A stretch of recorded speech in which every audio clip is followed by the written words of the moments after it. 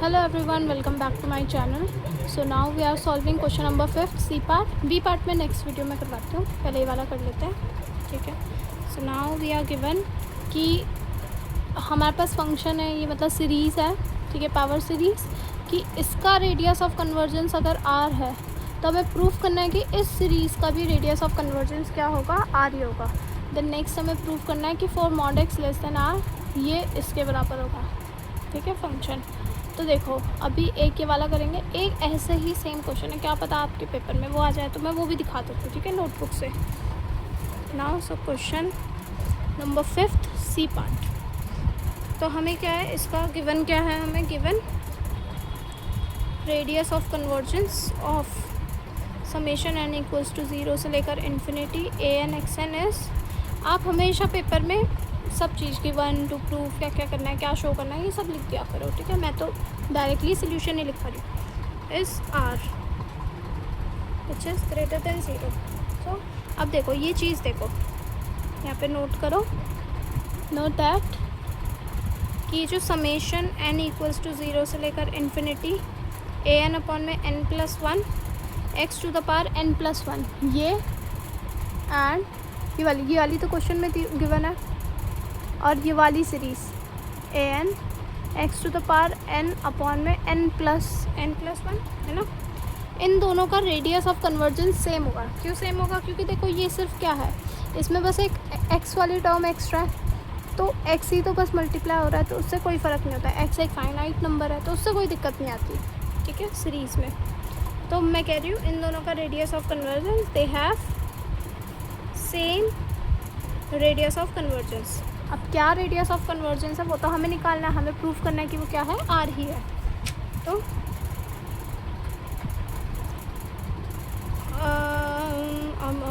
इसके बाद क्या करना होता है, इसके बाद कि हमें देखो इसका तो since radius of convergence of, हम इसका रेडियस ऑफ कन्वर्जेंस देखेंगे. क्वेश्चन में ये तो रखा है पर हम इसका देखेंगे. क्यों, क्योंकि हमें पावर सीरीज जब भी लेनी होती है यहाँ पे x की पावर सिर्फ n ही होनी चाहिए, ठीक है. उसके लिए हम ये फॉर्मूला लगाते हैं कि n इक्वल्स टू 0 से infinity a n x n n+1, ये किसके बराबर होगा, हमने पढ़ा था limit superior lims of mod a n 1/n, मतलब रेडियस ऑफ कन्वर्जेंस तो रेसिप्रोकल होता है ना, ये रो होता है तो रो का रेसिप्रोकल तो 1 अपॉन में ये हो गया, ठीक है. तो मैं इसे ऐसे लिख सकती हूँ 1 अपॉन में लिम्स ऑफ क्या है यहाँ पे हमारा पूरा, ये है इतना पार्ट ए एन, तो ये बन जाएगा मॉड ए एन. एक तो ये बनेगा, एक मैं डायरेक्टली खोल दे रही हूँ लिम्स ऑफ, मतलब ये पूरा एक टर्म है ना, ए एन सिर्फ ए एन नहीं है, पूरा साथ में, तो ये पूरा ए एन है हमारा, ठीक है. तो लिम्स ऑफ 1 अपॉन में n+1 पर 1/n, ठीक है. ऐसा अलग अलग कर दिया, साथ में भी लिख सकते थे पहले कि डायरेक्टली पहले तुमने साथ में लिख दिया, एक स्टेप मैंने स्किप कर दिया.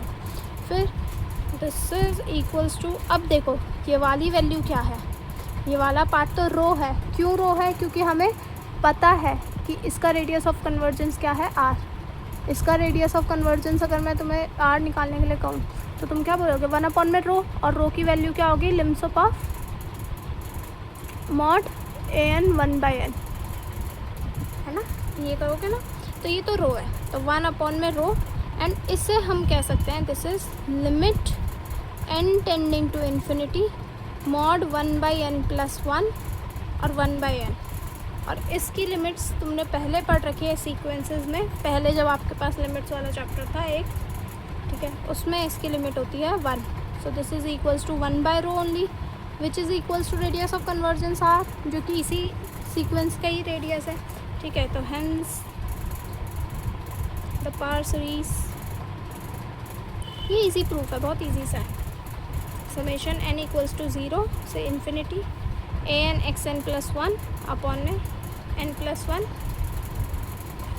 Have same radius of convergence, have same radius of convergence. अगर बाई चांस जैसे ये वाला नहीं है, कभी कभार ये भी बोल देते हैं कि समेशन n ए एन एक्स की पावर क्या है ये क्वेश्चन, n-1, कि इसका भी रेडियस ऑफ कन्वर्जेंस क्या है, आर ही है। तो ये भी आप नॉर्मली प्रूफ कर सकते हो। इसमें भी आप क्या कहोगे कि एन ए एन एक्स की पावर n माइनस वन का जो रेडियस ऑफ कन्वर्जेंस होगा वो मैं सिंपली ये भी कह सकती हूँ, मतलब मैंने कहा ना एक्स की पावर n होनी चाहिए, कि इसका रेडियस ऑफ कन्वर्जेंस इसी के बराबर होगा ए एन एक्स की पावर n, है ना। ऐसी कोई दिक्कत नहीं है। फिर आप इसके लिए वो निकालोगे, रेडियस निकालोगे। वो कैसे निकालोगे, 1 अपॉन में lim sup of A N into में n की पावर 1/n, स्प्लिट कर दो मॉड को, तो ये क्या बन जाएगा, 1 अपॉन में lim sup of mod a n 1/n dot में लिम सुप ऑफ वो कर देना लिम सुप। तो इसको तो मैं डायरेक्टली लिमिट लिख देती हूँ, limit n tending to infinity n की पावर 1/n। ठीक है, ये वाला पार्ट रो है और ये वाली लिमिट आपने ऑलरेडी पढ़ी हुई है, ये 1 होती है। सो दिस इज़ 1 अपॉन में रो विच इज़ r ओनली, ये r ही आ गई। तो इसका भी radius of convergence same r होता है। तो आप ये भी प्रूव करने के लिए आ सकता है, ये नहीं आया तो वो आ जाएगा। ठीक है, now let's go to the next part. Next part क्या है, मतलब इसी में नेक्स्ट पार्ट है ना कि अगर mod x less than r है तो हमें प्रूव करना है ये फंक्शन। देखो इसमें बस थ्योरम ही यूज़ होगी, ज़्यादा ऐसा कुछ है नहीं। So now let's move. Okay, so we have answer, मतलब इसी का पार्ट है आंसर, तो मैं लिखती हूँ late x be less than 0 be a fixed number in minus r से r। ठीक है, देन x, 0, ये वाला जो इंटरवल होगा ये इसी के अंदर होगा, माइनस r से r। देखो r लेस देन 0 है, ठीक है, तो x, 0 इसी का पार्ट होगा इस इंटरवल का, माइनस r से r। This implies that summation n equals to 0 से infinity a n x to the power n is uniformly convergent on x, 0, ठीक है, say with some function f, some function f, कि मतलब अब मैंने close interval ले लिया तो मैं कह रही हूँ इसमें तो यूनिफॉर्मली कन्वर्जेंट हो जाएगा। ठीक है, और किसमें, say with some function f। अब देखो एक रिज़ल्ट मैं यहाँ पे बताऊँगी, by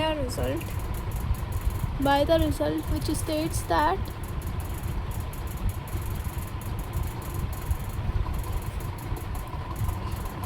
let summation n equals to 0 से infinity a n x to the power n be a power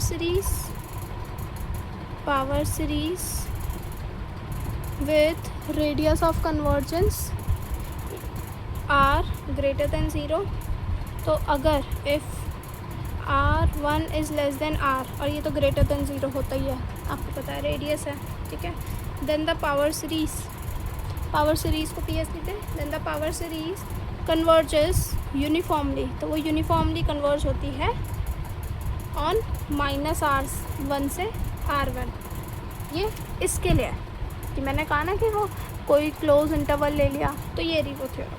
ठीक है, उसकी स्टेटमेंट लिखनी बहुत ज़रूरी होती है एग्ज़ाम में, कि आप जो भी चीज़ें यूज़ कर रहे हो उसको मतलब बता दो। और वो कहाँ, टू अ कंटिन्यूस फंक्शन। ठीक है, कंटिन्यूस फंक्शन में वो क्या करती है, यूनिफॉर्मली कन्वर्ज करती है। अब since f n t is equals to a n t n is integrable, ये एक इंटीग्रेबल है। ठीक है, for each n equals to 0, 1, 2 dot dot dot and the convergence is uniform, और कन्वर्जेंस क्या है, यूनिफॉर्म है, and the convergence is uniform. So again एक और रिज़ल्ट हम यूज़ करेंगे, बाय अ रिज़ल्ट। अब ये रिज़ल्ट क्या कहता है, अब हम ये रिज़ल्ट ना आगे प्रूफ मतलब यूज़ करेंगे, पर मैं पहले ही बता रही हूँ। ये रिज़ल्ट है कि अगर समेशन एफ एन एक्स हमारे पास एक दे रखा है और एफ एन जो है रिमान इंटीग्रेबल है, रिमान इंटीग्रेबल क्लोज इंटरवल में है, और साथ ही साथ प्लस, मतलब साथ ही साथ प्लस शॉर्ट फॉर्म में लिख रही हूँ, साथ ही साथ समेशन एफ एन जो है वो यूनिफॉर्मली कन्वर्जेंट भी है, हमें दे रखा है यूनिफॉर्मली कन्वर्जेंट है। Then f is equals to summation f n, मतलब ये यूनिफॉर्मली कन्वर्जेंट है इन एफ, तो हम f को समेशन fn लिख सकते हैं। ये तो एक तो रिमान इंटीग्रेबल होगा, is Riemann integrable. Riemann integration पढ़ा था ना थर्ड सेमेस्टर में, उसका उसी की थ्योरम है एक। रिमान इंटीग्रेबल है एंड जो इंटीग्रल a से b f is equals to a से b summation fn equals to summation a से b fn। कि मतलब हम डायरेक्टली समेशन बाहर नहीं निकाल सकते, उसके लिए कंडीशन है, ठीक है। ये करेंगे। अब हम करेंगे इसे इंटीग्रेट, तो यहाँ पे यूज़ होगा। So this implies that integration of 0 से x f t d t is equals to minus इसलिए क्योंकि मैं अब ये जो है x से 0 कर रही हूँ, मैंने इंटरवल ये लिया था ना, इसलिए x से 0 और माइनस कर दिया। नहीं, पहले ही ये ले रहे हैं, चलो माइनस x से 0 which is an tn dt and summation n equals to 0 से लेकर infinity which is equals to minus का, इसका क्या होगा बताओ इंटीग्रेशन। समेशन तो बाहर ही है एज इट इज़, इसका इंटीग्रेशन क्या होगा, an tn का हो जाएगा tn अपॉन में n+1, ठीक है। ये हुआ। और लिमिट्स कहाँ से कहाँ है हमारे पास, x से 0 तक है।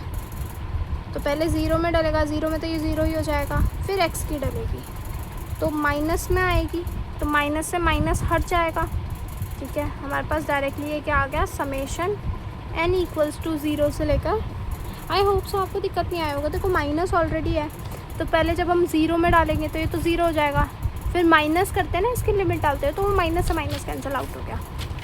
डायरेक्टली हमने लिख दिया ये an x to the power n+1 upon में n+1 for all x greater than -r and less than 0।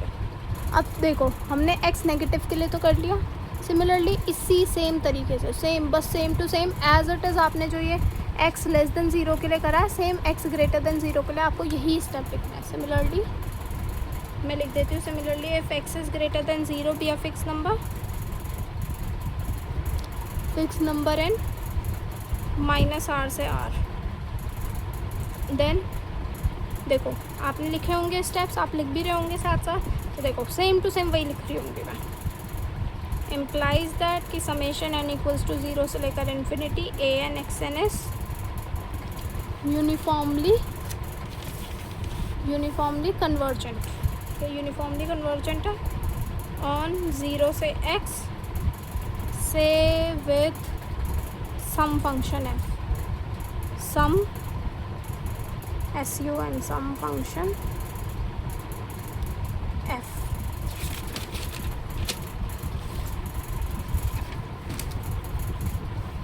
तो फिर सम फंक्शन f में वही जो अब रिजल्ट है, फिर हम क्या कहते हैं कि बाय रिजल्ट लिख दो, बाय रिजल्ट वही जो ऊपर अबव पार्ट में आप लिख सकते हो कि by result stated above in above part f n t जो है an tn है इज़ इंटीग्रेबल। मेरे हिसाब से तो अब तो आप पूरा कर ही सकते हो, integrable for each n equals to 0 1 2 2 dot and the convergence is uniform, and the convergence is uniform. वापस से वही रिज़ल्ट लगाएंगे कि हम समेशन बाहर लिख सकते, तो बाय रिज़ल्ट लिख देना, वापस नहीं लिखना, बस हो गया, एक ही बार लिखना था। f is integrable and integration of 0 to x ft dt is equals to summation n equals to 0 से लेकर इन्फिनिटी इंटीग्रल ऑफ 0 से x an tn dt। इसमें इंटीग्रेट करोगे तो वही आएगा कि an t की पावर n+1 अपॉन में n+1, फिर 0 से x लिमिट लगाओगे तो क्या आ जाएगा, ये an x की पावर n+1 अपॉन में n+1 for all r greater than x greater than 0। Hence proof, जो आपको प्रूफ करना था, ठीक है। अब हम करेंगे नेक्स्ट पार्ट में कॉशी-हेडमर थ्योरम।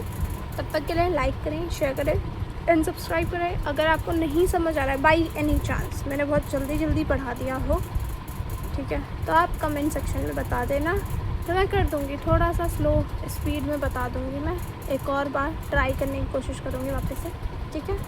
ओके।